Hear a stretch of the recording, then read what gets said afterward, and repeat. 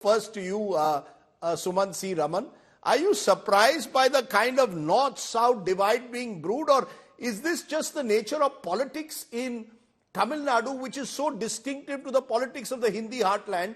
The DMK is catering to its own constituency in Tamil Nadu and is virtually taking on what they call cowbelt politics. Rajdeep, I don't think any longer that these barbs are merely accidental. After the Sanatan Dharma controversy, you will recall that reporters asked Mr. Udayanidhi Stalin the second time whether he wanted to sort of retract his statement and all that. He actually doubled down on it, and that, whatever one may say, whether it is a little bit or a lot, it did cost the Congress in the recently concluded elections, particularly in Madhya Pradesh, where it was used quite extensively. The Prime Minister used those remarks in his election speeches. So clearly, if Dr. Senthil is saying all this, I don't think it could have just been an off-the-cuff remark. Perhaps there is some kind of design. Because no, what's the design? No, Sumant Raman, let's not do conspiracy. What is the design? For the longest time, parties of Tamil Nadu have spoken about their Dravida identity. They've been open about it. No, Rajdeep, you have to make a distinction between the two Dravidian parties, the DMK and the ADMK. The AIADMK has never spoken like this about destroying Sanatan Dharma and so on. They've always been a much more centrist party. And this kind of language, sadly, one thought was associated with the DMK in the 60s and 70s, not in 2023. And unfortunately, one thought actually that they would have gone past it and moved into a progressive kind of a role. Unfortunately, we don't see that happening. And Dr. Senthil, by the way, this is not the first time. I don't know whether you've seen the video of his speeches on Lord Rama and Lord Krishna. I don't know whether you've seen. So what is the design? Sumant Raman, you're saying there could be a design. What is the design? Is it to consolidate their own vote and create a sort of a sense that they are protecting their identity vis-a-vis the North? No, there are two things here. One is, it's not about just the North versus the South bit at all. It is also the DMK has been known for its anti-Hindi, anti-Hindu kind of sentiments that they have covered up in various ways. And the anti-Hindi agitation was one of the major planks which helped the DMK come to power. So let's look at it very clearly. They know that this is helping the BJP. They know that this is hurting the Congress. And they are not stopping. This is not one statement which got through. Yesterday, at least, they did damage control and made Dr. Senthil apologize quickly.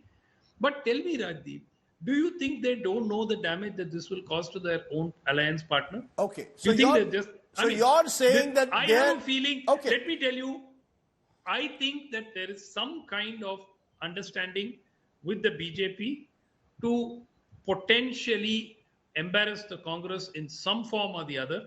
I know that this sounds far-fetched, but clearly these people know what they are doing. Okay. There is no way I will at the moment stop you there, because at the moment that is speculation. Let's stick to the facts.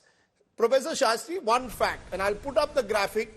Just look at the map of India. In a sense, representative of politics, as we saw even during these elections. The BJP dominates the three Hindi heartland states. The Congress wins Telangana. And when you look at it, the BJP today is, South India is BJP Mukt, except for Puducherry. Yes, they won Karnataka Lok Sabha elections well. They won 4 seats in Telangana as well. But by and large, India seems to be geographically split politically.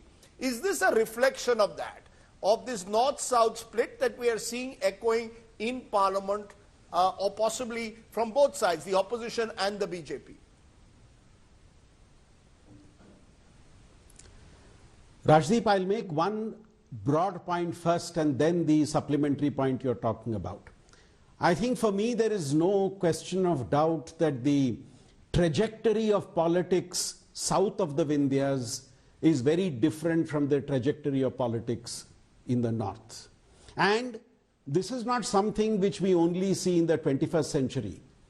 Go back to 1977, go back to the end of the emergency. The Congress was routed in North India. They just won one seat in Rajasthan, whereas the Congress did extremely well in the southern part of the country. It was untouched by the impact of the emergency. So this North and South looking at politics, shaping politics in different ways is something that is not new to India. It's been something that has been there in the past. I think what is new is the intensity of polarization that is happening between political groups, using incidents that happen on the ground to be able to strengthen their agenda, their politics, their strength in their respective regions. Politics, parties from the south have been doing it in the south. Parties which are more dominant in the north have been doing it in the north. So this political trajectory being different in the two parts of India, the south and the north, is something not new. The polarization has resulted in these differences in the trajectories being used. Again, Rajdeep, let's remember that some of the points on which today, I'm not talking of the latest controversy, but in the past, the controversies that have been there, they are not new to the politics of South India.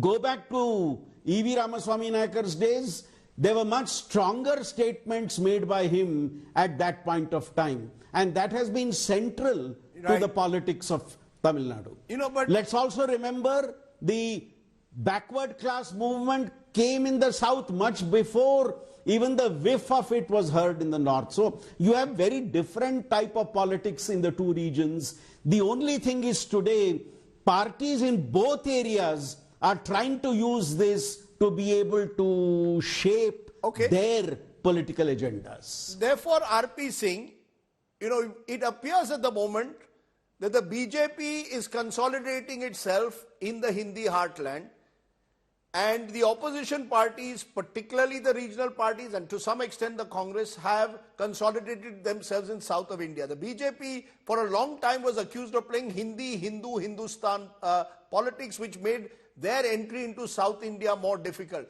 What is the BJP hoping to achieve by picking up these statements and then saying there is a north-south divide? What is the BJP hoping to achieve? What is it that you believe is the reason why you think this is this some political divide brewing in this country? Rajiv, not at all. I mean, there is nothing like that there is north-south or south-north divide.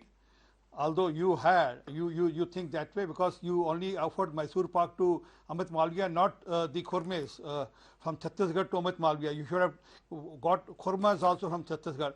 That would have avoided the north-south or south-north divide. But coming to the issue, we never think this way. And then country can never think this way. And then country will never go on that line. I mean, till that time, the Mudri Brahmins from Kerala comes and perform in Badrinath. I mean, how would we expect this will happen? Or from for Pashupati temple, the Brahmins come from the north, south of Vidyanchal. So it will never happen. And also, till that time, we are there. We as BJP are there. It will never happen. We don't believe in any north-south divide. The policies of the government is not on north and south. The ideology of the party is not on north-south divide. And you have been, your introduction said that BJP has been wiped out. Where is Congress in Andhra? Where is Congress in Kerala? Except one seat there. Or where is Congress in Tamil Nadu for that regard, except they are alliance partners. Similarly, we are an alliance partner in Pondicherry, you yourself said. And we are much bigger than Congress in South even today. As I take your point, R.P. Singh, but you're saying that the BJP doesn't want to stir a north-south divide. But recall when Yogi Adityanath goes to Kerala and says Kerala is like Somalia. Look at the it's not as if the BJP has not in the past been dismissive in a way of the politics or the people of the South at times. And therefore, today, when the South hits back, albeit in ways which clearly, the language used is unacceptable, do you say, is the BJP keen to have this kind of a north-south divide or not? Raji, what is this? Can you see this? This is a leader of Hamas saying approved bulldozer Hindutva, apartheid Judaism. I mean, that's not me.